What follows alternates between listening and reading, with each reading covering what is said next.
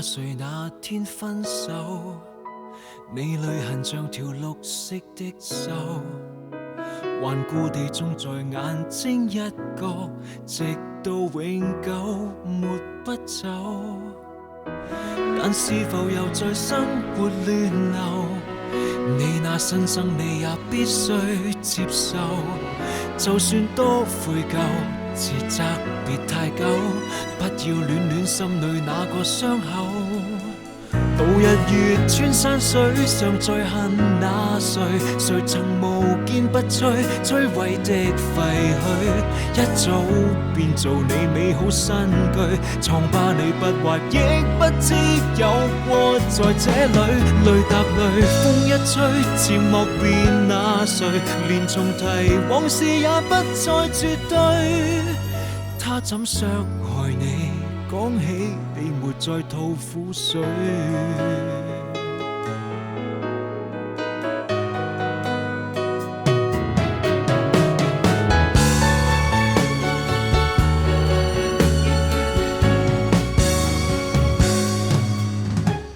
有時你還覺得溫馨，這淚流像存在的表徵，沒有恨過便更加仿似，白過半生冷清清，將突然忘掉專稱大名，卻記得他教你差點喪命。是創傷太重，或覺悟太輕，使你不懂釋放怨淚的根性。到日月穿山水，尚在恨那誰？誰曾無堅不摧，摧毀的廢墟，一早變做你美好新居。瘡疤你不畫，亦不知有過在這裏。淚答淚，風一吹，漸莫變那誰？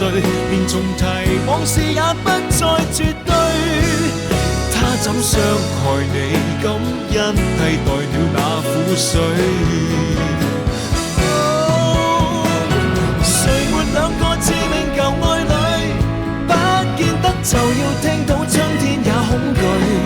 可以不唏噓，可以不心虛，放低跨過去。日月穿山水，尚在恨那誰？